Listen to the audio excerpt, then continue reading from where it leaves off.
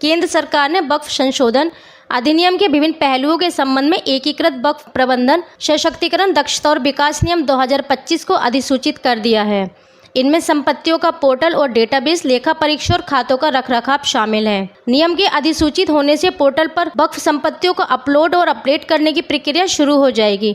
अल्पसंख्यक मामलों के मंत्रालय में संयुक्त सचिव पोर्टल और डेटाबेस के ऑपरेशनल कंट्रोल की निगरानी करेंगे।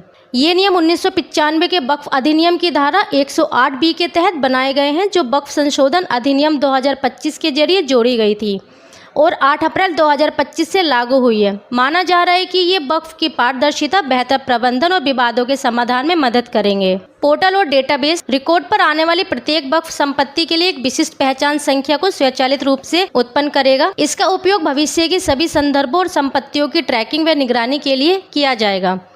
अधिसूचित नियमों के अनुसार मुतबल्ली वक्फ संपत्ति का प्रबंधक अपने मोबाइल नंबर और ईमेल का उपयोग करके पोर्टल और डेटाबेस पर इन्हें नामांकित करेंगे।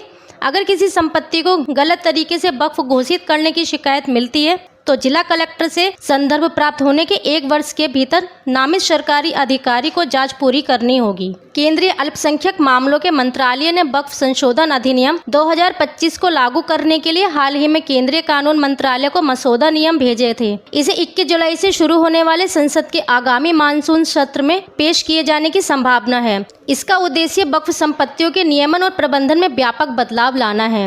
कानून के विवादास्पद प्राविधानों के विरुद्ध विभिन्न याचिकाओं पर सुनवाई के बाद सुप्रीम कोर्ट ने अपना फैसला सुरक्षित रख लिया था। केंद्रीय नियमों की अधिसूचना के बाद अगला कदम राज्य के लिए मॉडल नियमों का निर्माण है। मॉडल नियम बनाने के लिए कानून मंत्रालय के सेवानिवृत्त अधिकारियों और अन्य विशेषज्ञों की एक समिति बनाई जाएगी। वक्फ और संपत्तियों का विवरण अपलोड करने और खातों के रखरखाव के लिए राज्य सरकार और संबंधित राज्यों में संयुक्त सचिव स्तर के एक अधिकारी को नोडल अधिकारी के तौर पर नियुक्त करना होगा, जो केंद्रीकृत सहायता इकाई के साथ मिलकर काम करेगा।